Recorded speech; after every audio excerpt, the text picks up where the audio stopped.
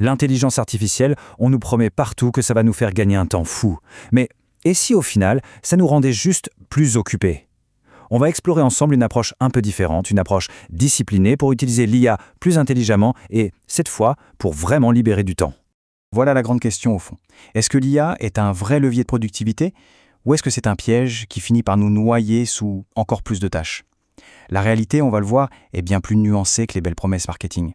Et là, attention, cette citation de la Harvard Business Review, elle prend un peu tout le monde à contre-pied. L'idée, ce n'est pas que l'IA aide à travailler moins, mais qu'elle nous pousse en fait à travailler plus et plus intensément. Et ça, c'est le concept clé. L'intensification du travail. Au début, on a l'impression d'être super productif, mais ce gain de temps se fait vite rattraper par une accumulation de nouvelles tâches. On se retrouve avec une sorte de fatigue mentale, et les frontières entre le pro et le perso deviennent de plus en plus floues. C'est un vrai cercle vicieux. Alors, face à ce paradoxe, comment s'en sort? Eh bien, l'histoire d'une ancienne enseignante, qui est aujourd'hui à la tête de sa propre entreprise, nous donne une piste intéressante. Elle a mis en place une approche très disciplinée qui a tout changé pour elle. 3, c'est le nombre d'heures que cette enseignante a réussi à gratter chaque semaine. Chaque semaine. Et comment? Simplement en automatisant les tâches les plus répétitives, comme la création d'exercices pour ses élèves. Et ce temps gagné, il n'a pas servi à regarder des séries. Non, il est devenu le carburant d'un projet qui a transformé sa vie, monté sa propre boîte de A à Z. C'est la preuve que ce gain de temps, ce n'est pas juste un concept, ça peut être un vrai tremplin. Donc, le point de départ de tout ça, c'est vraiment un changement d'état d'esprit. La règle est simple. L'IA propose, l'humain décide. Il faut voir l'IA comme un super assistant, un équipier qui rame à une vitesse folle. Mais c'est toujours l'humain qui tient le gouvernail. C'est lui qui fixe la destination. Bon, la philosophie c'est bien, mais en pratique, ça donne quoi? Voyons maintenant comment ça se traduit au quotidien. Voici 3 usages très concrets qui sont au cœur de cette approche disciplinée. La stratégie, elle se décline en 3 points. D'abord, on veut produire plus vite, bien sûr. Ensuite, on veut mieux structurer ses idées. Et enfin, un point souvent oublié, on veut sécuriser ses communications. On va regarder chaque point en détail. Premier usage, se créer des assistants sur mesure. L'idée, c'est d'arrêter de répéter les mêmes instructions en boucle. On peut configurer une IA, un GPT personnalisé par exemple, pour qu'elle connaisse déjà nos besoins spécifiques. Imaginez un générateur de quiz qui connaît déjà le programme scolaire. Le gain de temps est juste phénoménal.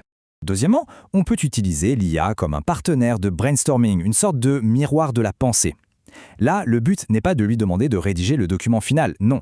On lui donne plutôt nos idées en vrac, un brouillon un peu chaotique, et on lui demande de nous aider à mettre de l'ordre, à clarifier un plan. C'est un outil incroyable pour structurer sa propre pensée. Et ça illustre un point super important. Il faut choisir le bon outil pour la bonne tâche. On n'utilise pas un marteau pour visser une vis, c'est pareil ici. ChatGPT est génial pour la vitesse, pour générer des idées et des titres. Mais pour structurer des raisonnements complexes, Claude est souvent bien plus adapté. Chaque outil a ses points forts. Et enfin, un usage moins connu mais vraiment puissant, l'IA comme correcteur éthique. Avant d'envoyer un mail un peu délicat, une négociation importante, on peut lui demander de relire pour s'assurer que le ton est juste, ferme mais respectueux par exemple. Ça peut éviter tellement de malentendus. C'est comme avoir un coach en communication à portée de main.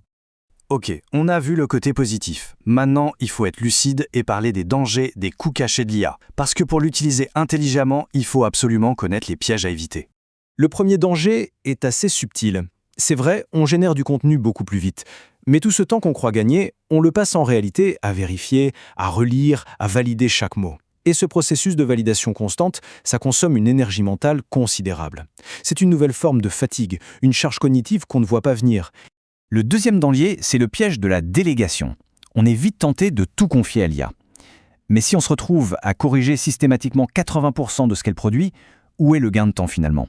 À trop déléguer, on risque de perdre notre propre expertise et aussi de diluer notre sens des responsabilités. Et voici peut-être le risque le plus grave sur le long terme, la dépendance.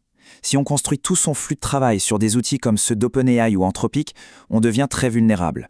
Que se passe-t-il le jour où ils changent leur prix, leurs conditions ou s'ils décident de fermer une fonctionnalité?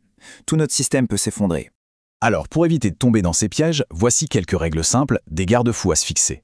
C'est le cœur de cette fameuse approche disciplinée. On garde toujours son jugement, on ne délègue jamais à 100%, on évite la collection d'outils inutiles et surtout, on résiste à la tentation de sauter sur chaque nouvelle tendance. Alors, comment on avance de manière saine et durable? On va conclure avec une métaphore assez parlante et des conseils très pratiques pour intégrer l'IA dans son travail, sans se laisser déborder. Voici une petite feuille de route pour commencer en douceur. D'abord, on choisit un seul outil. On se donne une semaine pour vraiment le prendre en main, le tester dans tous les sens. Et seulement après, si on identifie un besoin que cet outil ne couvre pas, on en ajoute un deuxième. Et la règle d'or, c'est celle-ci. Si un outil ne libère pas réellement du temps, alors c'est du bruit, et il faut s'en débarrasser. Et on termine avec cette métaphore qui résume absolument toute la philosophie. L'IA, c'est l'équipage. Un équipage surpuissant, qui peut ramer bien plus vite que n'importe quel humain. Mais l'équipage, il ne décide pas de la destination.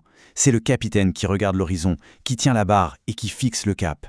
Et le capitaine, ça doit toujours rester l'humain. C'est la seule façon de naviguer intelligemment.